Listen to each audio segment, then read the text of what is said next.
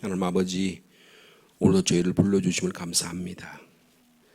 늘 깨어서 기도하며 말씀 읽을 수 있는 귀한 시간을 주셔서 감사합니다. 우리에게 맡겨진 귀한 직분을 잘 감당하기를 원하오니 오늘도 성령께서 저희와 동행해 주시고 말씀해 주시고 깨닫게 하여 주시옵소서. 기도의 자리, 말씀의 자리로 나왔으니 저희 마음이 편안하기를 원합니다. 주님이 안에서 참 평안을 누리게 도와주시고 참으로 어려운 이 시대에 우리의 믿음을 잘 지켜나가는 우리 교회, 우리 가정 되도록 축복하여 주옵소서. 물난리 가운데 많은 인명의 피해가 있고 재산과 손실이 많아서 고통당하는 자가 많습니다. 이웃을 돌아보는 저희들이 되게 도와주시고 나라 살림을 맡은 자들 겸손하게 국민과 시민들을 잘 섬기는 그런 나라 되도록 주님이 축복하여 주시옵소서. 예수님의 이름으로 기도하옵나이다. 아멘. 열왕기상 4장 1절에서 19절까지 말씀이 되겠습니다.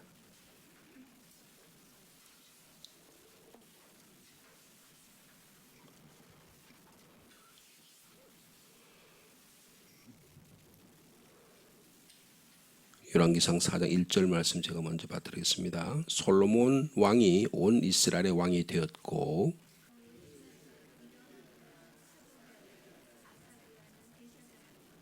시사의 아들 엘리호렙과 아히야는 서기관이요 아힐룻의 아들 여호사밧은 사관이요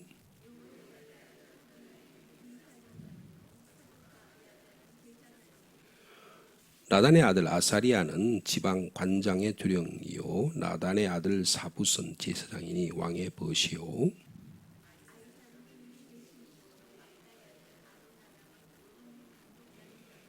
7절입니다. 솔로몬이 또 온 이스라엘의 12지방 관장을 두매 그 사람들이 왕과 왕실을 위해 양식을 공급하되 각기 1년에 한 달씩 양식을 공급하였으니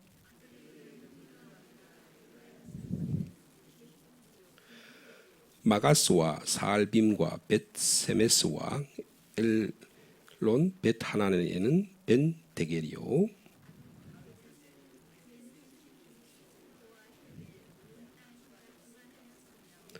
나밧 돌 높은 땅 온 지방에는 벤 아비나답이니 그는 솔로몬의 딸 다밧을 아내로 삼았으며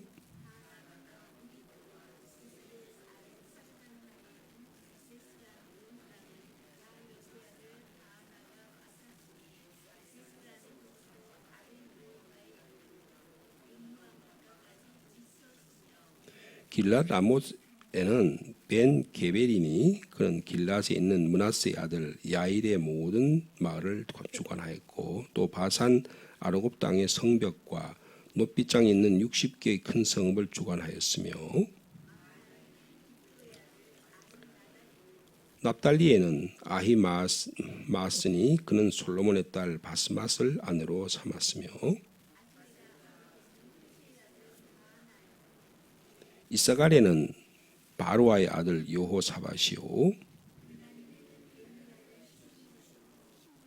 19절 함께 읽겠습니다. 아모리 사람의 왕 시온과 바산 왕 옥의 나라 길르앗 땅에는 우리의 아들 게벨이니 그 땅에서는 그 한 사람만 지방 관장이 되었더라. 이제 솔로몬의 왕권이 확정된 다음에 지혜도 하나님께 주셨습니다. 그래서 얼마나 솔로몬의 나라가 든든한가 하는 것을 보여주는 표시로 내각 구성 그리고 지방 장관까지 이름을 하나하나 다 이렇게 열거를 하고 있습니다. 그 다윗 시대의 아버지 다윗 시대에 그 같이 책임을 맡았던 그런 인물들과 또 아들 솔로몬 시대에 일문이 맡은 인물들이 중첩되는 사람들이 좀 있어요. 그러니까 아버지의 그 왕조를 이어받았다 그런 뜻이 되겠죠. 그런 의미가 여기 또 있을 수가 있습니다. 조직을 재정비하는데 9명의 장관들을 지금으로 말하면 장관이라고 그럴까요? 아니면 옛날에 청와대로 말하면 청와대 안에 수석들이라고 볼 수 있죠. 장관하고 수석을 합친 그런 기능이라고 볼 수가 있을 것 같아요. 그런 자들이 1절에서 6절에 이름이 나와 있습니다. 근데 그 제일 중요한 인물은 첫 번째 나온 인물입니다. 제사장이에요. 그러니까 다윗 시대에는 첫 번째 인물이 군사령관이었습니다. 근데 전쟁 시대였다는 거죠. 표현하는 거. 전 시에는 제일 중요한 일이 군무를 맡은 사람이 중요하잖아요. 가장 측근 가운데. 그러니까 요압이 중요한 인물을 군사령관 일을 맡았었죠. 그런데 지금 시대에는 이제 평화 시대가 온 거예요. 평화 시대에는 하나님 걸 제사하는 대제사장이 가장 중요한 역할을 맡는 지금 그런 일이 임무가 역할이 정비가 되는 것을 볼 수가 있습니다. 이게 문장 하나를 보더라도 신하들의 이름을 쭉 쓰는데 사독의 아들 아사리아가 제사장이 되었다라고 하는 게 첫 번째 문장에 나와 있다는 것입니다. 그래서 전쟁이 없는 평화의 시대에 솔로몬은 가장 먼저 핵심적인 리더십으로 대제사장을 세웠다 그렇게 볼 수가 있습니다. 그 다음에 등장한 인물이 보면 시사의 아들 엘리호렙과 아히야는 뭐라고 그랬어요? 서기관이라고 그랬습니다. 서기관이라고 하는 직책은 쇼페르라고 하는 직책인데 서기관은 요사이로 말하면 항상 그 문제가 되는 민정수석 같은 거예요. 그러니까 그 사정의 임무를 감당하면서 행정의 임무까지 감당하는. 그러니까 지금으로 말하면 옛날엔 내무부 장관이라고 그랬죠. 요새는 뭐라 그럽니까? 행정부 장관이라 그럽니까? 그렇게 하죠. 그런 일까지 같이 맡아 하는 사람을 볼 수가 있어요. 그러니까 내무 업무, 그다음에 사정 업무, 민정 업무 이런 행정 내무 그다음에 실질적으로는 외교 업무까지 감당하는 대단히 중요한 직책을 감당하는 첫 번째 인물이 서기관입니다. 그다음 서기관과 그다음에 사관이란 말이 있죠. 사관은 뭐라 그럴까요? 마스키르라고 하는데 왕의 의중을 이렇게 행동으로 집행하는 그런 그러니까 홍보수석, 그다음에 뭐 문화체육부 장관 뭐 이런 역할을 감당하는 사람이 그다음 인물입니다. 그래서 여호사밧이라는 사람이 사관으로 일을 합니다. 나중에 이 사관은요 외교 업무를 감당하는 외교부 장관 같은 역할도 감당을 해요. 그래서 예를 들면은 아시리아가 공격해 왔을 때 그 아시리아의 공격을 그 사관이 가가지고 중간에서 중재를 하는 그런 역할까지 감당할 정도로 중요한 역할을 감당하는 자입니다. 근데 이런 사람들이 다 아버지 다윗 시대의 중요한 보직자들을 그대로 또 그 자녀들과의 관계에서 중요한 보직자를 중용하는 것입니다. 그렇죠? 그 아버지가 군인이면 그 아들이 군인이었을 때 그 역할을 잘 감당하고 아버지가 목회자면 그 자녀들이 그 목회자 할 때 은사를 잘 감당하는 경우 다 그 직책에 따라서 아버지가 기업을 감당했으면 그 아들이 뭐 2세, 3세까지 요새 우리가 뭐 대기업에 욕을 하지만 조심해야 되는 겁니다. 왜냐하면 그들은 아주 그 공부도 철저하게 미국에서 그 경영학을 공부하고 수없이 수련을 쌓아서 충분히 그 기업을 감당할 수 있는 그런 여러 가지 중요한 인사라든지 재정이라든지 경영이라든지 기획이라든지 이런 모든 분야들을 철저하게 훈련을 거친 다음에 그리고 오랜 동안의 그런 것을 통해서 그런 책임을 맡게 되는 거거든요. 그래서 이 아버지 다윗 시대의 중요한 이 보직자들의 참모들의 아들들이 여기에 그대로 임명이 됐다라고 하는 건 그것은 말하자면 기존 세력을 끼워놨다 그런 뜻이 되죠. 그 아버지 다윗 시대의 좋은 점을 받아들이는 것을 볼 수가 있습니다. 그래서 그 다음에 인물이 또 누가 등장합니까? 4절에 보면 여호야의 아들 브나야. 이 사람은 뭐라 그랬어요? 군 사령관이라고 그랬습니다. 분하에 대해서 우리가 한두 번 언급을 했는데 뭐 우리 그렇게 우리가 성경을 읽으면서 중요하게 하지 않지만 분하야는 요압을 제거한 사람이에요. 요압이 군사령관으로 있을 때 아도니아라고 하는 아들에게 권력이 아도니아에게 갈 거다 이렇게 생각해서 요압이요 그쪽에 권력의 아비아달 제사장과 그쪽에 붙습니다. 그러니까 이 나단이라는 선지자가 밧세바를 찾아가서 우리가 알고 있듯이 당신이 지금 아들 솔로몬이 위기에 처해 있다.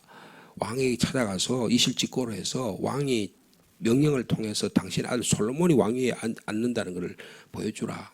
그래서 결국은 다윗이 솔로몬을 왕에 자기 노새에 세워가지고 왕 만세 불러가지고 그렇게 해서 솔로몬이 왕이 되잖아요. 그때 요압이 성전에 뿔을 잡고 나는 나를 죽일 수 없다 그러니까 어떻게 해요?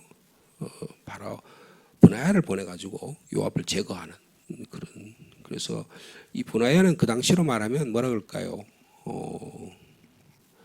청와대에 뭐라 그래 경무 뭐라 그래 그 왕 대통령을 보호하고 있는 경호실장, 경호실장 같은 역할을 감당했던 분이에요. 근데 지금 그게 군 총사령관, 국무적 이제 저거 된 거죠. 국방부 장관이 된 거죠. 그렇게 지금 중요한 직책을 감당하게 된 것입니다. 그 다음에 등장한 인물이 누구예요? 5절에 보면 나단이라고 하는 사람이 나단이 누구예요? 다윗의 삶에서 굉장히 중요한 인물이 나단이죠. 왕이 잘못하면 나단이 찾아가가지고 당신 잘못했습니다. 내가 성전을 지어야겠다 그러니까 성전 지으라 그랬다가 하나님의 뜻이 아니라 그러니까 또 찾아가서 이거 하나님 뜻이 아닙니다라고 하나님 뜻을 전달하는 예언자였었어요. 가시라는 사람은 나단이 중요한 이 다윗 시대의 중요한 예언자적인 역할을 감당했는데 그 나단의 아들들이 여기 본문에 등장을 합니다. 그러니까 아버지 다윗 시대의 중요한 인물들을 여기에 참여시켰다라는 것을 볼 수가 있습니다. 그래서 나단의 아들 아사리에는 지방 관장의 두령. 그런 지방 관장의 두령이니까 여러 12지방을 통할하는 그 12종을 통할하는 책임자로 뭐 행정부 장관 정도 되겠죠, 그죠? 그렇게 감당. 옛날에는 중앙 집권제이기 때문에 행정부 장관이 그 밑에 도지사들이 있었잖아요. 그런 지금 내무부 장관 밑에 도지사가 있는 그런 역할을 감당하는 자라고 볼 수가 있습니다. 그러니까 솔로몬이 얼마나 이 신경을 썼겠어요. 한 사람 한 사람을 조직에 세우는데 그 조직이라고 하는 게 그냥 기계가 아니고 생명을 다루는 일이고 사람의 운명을 다루는 일이고 나라의 역사를 다루는 일이기 때문에 얼마나 신경을 썼겠냐는 거예요. 그 다음에 등장한 인물이 새롭게 조직을 만든 게 있는데 그게 6절에 나와요. 아이사는 뭐라고요? 국내 대신이다 그랬습니다. 그리고 또 하나 인물이 있는데 아도니람이라고 하는 앱다의 아들은 뭐라 그랬어요? 노동 감독관이었다 그랬습니다. 여기 새로운 조직이에요. 국내 대신이라는 조직을 세웠다는 것입니다. 그래서 이 알하바아트라고 말하는데 이것은 짐 열쇠를 맡은 자다 그런 뜻이에요. 요셉이 나중에 노예로 잡혀가지고 있을 때 그 집에 짐 열쇠를 맡잖아, 그죠? 그 다음에 나중에 감옥 생활하다가 결국은 국내 전체 국무총리가 된 그때 짐 열쇠를 맡은 자라고 뜻이 똑같은 여기 알하바아트란 말을 써요. 그러니까 전체적인 것들을 맡아서 살림살이를 하는 거예요. 그래서 왕국 내에 궁중 살림을 맡은 그런 역할을 감당하는 사람이 재산 관리, 살림살이, 뭐 이런 행정 총책 이런 것들을 다 감당하는 새로운 조직을 신설했습니다. 유능한 인재를 등용했다는 거죠. 그러니까 활발하게 이 솔로몬 왕국이 돌아가는 모습을 볼 수가 있습니다. 그 다음에 또 하나가 마스라고 하는 것인데 노동 감독관이에요.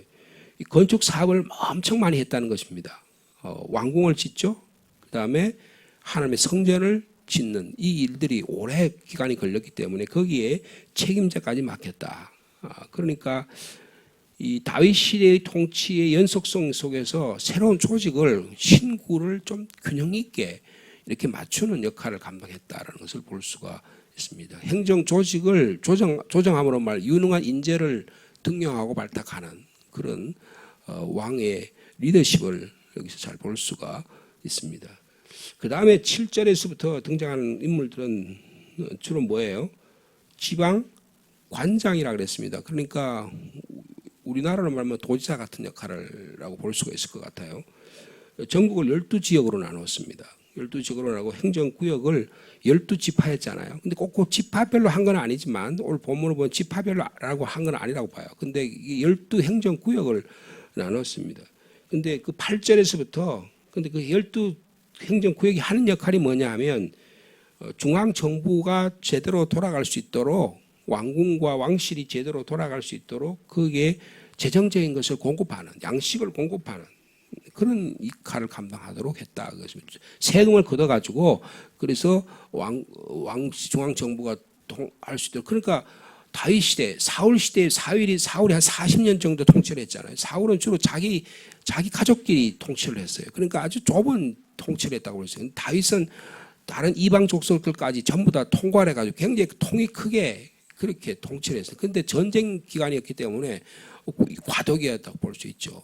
그래서 아들이 왕권이 솔로몬이 최대의 융숭한 그런 왕권이 흥행하는 그 최고의 풍요와 번영과 평화를 누리는 기반을 마련한 사람이 다윗이라고 본다면 그야말로 번영과 풍요와 평화를 누린 사람 시대는 솔로몬 시대라고 볼 수가 있습니다.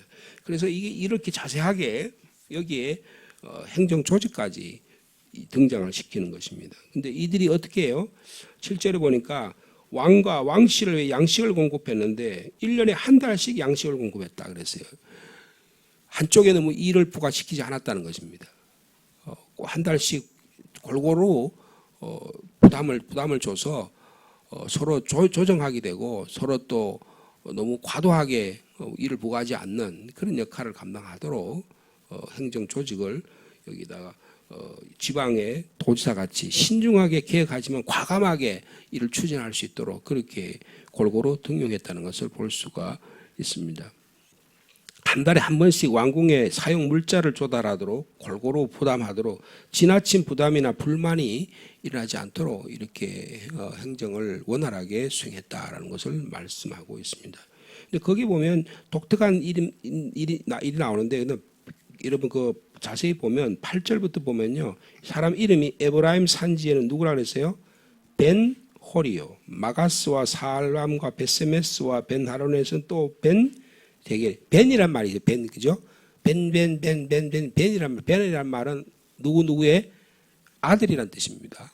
그러니까 홀의 아들 홀입니까? 그다음에 벤 대겔의 아들이란 뜻. 그러니까 벤이란 말을 쭉 썼어요. 그러니까 그 지방의 내력 가운데서 이 벤이란 말을 쭉 써가지고 우리가 유명한 영화이죠.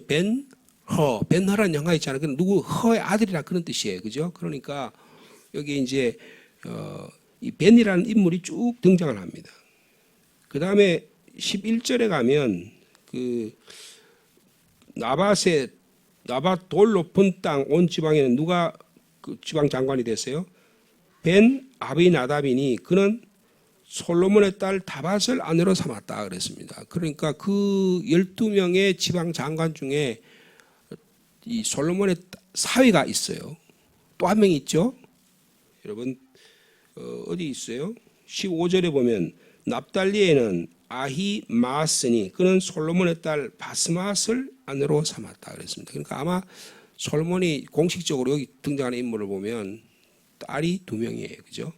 한 명은 다밧이고 또 한 명은 바스맛입니다. 그 사위가 지방 장관으로 등극을 해가지고 거기에 또 등장하고 있는 것을 볼 수가 있습니다. 이렇게 해서 골고루 인물들을 등장시켜가지고 국가가 평안하게 통치할 수 있도록 요새 말로 하면 인류 국가를 건설하는 기반을 마련했다. 그렇게 볼 수가 있습니다. 행정 구조를 조정하고 유능한 인재를 등용함으로 해서 그리고 골고루 인재를 등용함으로 해서 신구의 세력을 안정을 맞추는 그런 역할을 감당했다는 것입니다. 그럼 오늘날 지금 한국이라고 하는 나라가 한 5천만 명이 되는 큰 나라잖아요. 엄청 큰 조직입니다. 그런 조직에 우리나라는 대통령제를 택하고 있잖아요. 그러면 좀 강력하게 대통령제라고 하는 것은 강력하게 어떤 일을 추진할 수 있는 능력이 있는 국가라고 볼 수가 있어요. 북한이라고 하는 어떤 아주 적대 세력과 관계가 있기 때문에 우리나라가 지금 의원 내각제를 한다. 그럼 어떨 것 같아요? 잘 될 것 같습니까? 원만하게 의원 내각제가 좋은 거예요. 그런데 실질적으로 의원 내각제를 해놓으면 지금 민주당하고 국민의힘하고 저기 싸우듯이 맨날 싸우기만 하다가 하나도 일이 안 될 수도 있어요. 그래도 대통령제를 해놓으니까 대통령이 막 밀어붙여가지고라도 어떻게 예전에 박정희 대통령 시대에 독재도 하고 또 사람의 희생도 하고 그랬지만 또 어떤 의미에서 경제적으로 막 어떤 계획을 통해 가지고 이렇게 나라를 어떤 쪽으로 반석 위에 경제적인 기반을 좀 쌓는 그런 역할도 했다고 보잖아요, 그죠? 그런 것처럼 이 우리나라가 국가라는 게 사람을 어떻게 쓰냐가 대단히 중요한 거예요. 대단히 중요합니다. 그래서 지금 정부가 들어서서 우리가 국민들이 봤을 때 사람을 제대로 쓰고 있나 한번 바라볼 필요가 있는 거예요. 너무 자기 사람만 쓰고 너무 한쪽 사람만 쓰고 이렇게 하고 있지 않냐. 조금 반대 사람이라도 좀 들어서 가지고 그렇게 할 수 있지 않게. 옛날에 김대중 대통령 때가 대통령이 됐을 때요. 오히려 그 김대중 대통령을 탄압했던 그런 쪽의 사람을 국무총리로 비서실장인가를 써가지고 그렇게 사용했던 적이 있습니다. 오히려 그런 폭이 좀 넓어야 되는 거죠. 그래서 자기 세력들만 전부 다 모아가지고 그러니까 그 사람들의 뭐 국회의원 떨어지면 무슨 뭐 시켜주고 막 전부 이래가지고 공공기관에 장을 시켜가지고 그렇게 전부 하고 정부가 바뀔 때마다 그렇게 하는 좀 좁은 그런 틀이 아니고 골고루 인재를 등용하는 그런 지도자라고 한다면 얼마나 좋겠냐 그런 생각을 합니다. 그래서 윤석열 대통령 같은 경우는 자기가 누구한테 빚진 게 없잖아요, 그죠? 그러니까 자기 그런 골고루 등용할 수 있는 거예요. 그런 좀 인재의 풀을 좀 더 넓히는 그런 일이 얼마나 필요한가 그런 생각을 하게 됩니다. 또한 국가가 안정되고 번영과 평화를 누릴 수 있도록 그런 역할을 감당해야 되는 게 지도자의 역할이라 그런 생각을 할 수가 있는 것입니다. 강력한 통치 기반이 확보된 이후에 그 다음에 그런 역할을 감당하는 그렇게 일이 진행되어야 한다는 것을 볼 수가 있습니다. 그래서 사람이 중요하다. 어느 국가든 간에 사람이 참 중요한 것을 볼 수가 있습니다. 그래서 우리가 한 조그만 조직이든 큰 조직이든 간에 어떻게 사람을 세우느냐 이것이 참으로 중요한 것을 볼 수가 있습니다. 그런데 이 솔로몬 시대에는 그 시대에 걸맞게 군인이 앞에 등장하지 않아요. 군복 입은 자가 등장하지 않습니다. 우크라이나 보면 여러분 대통령이 무슨 옷을 입고 있어요? 그 이름이 뭐죠?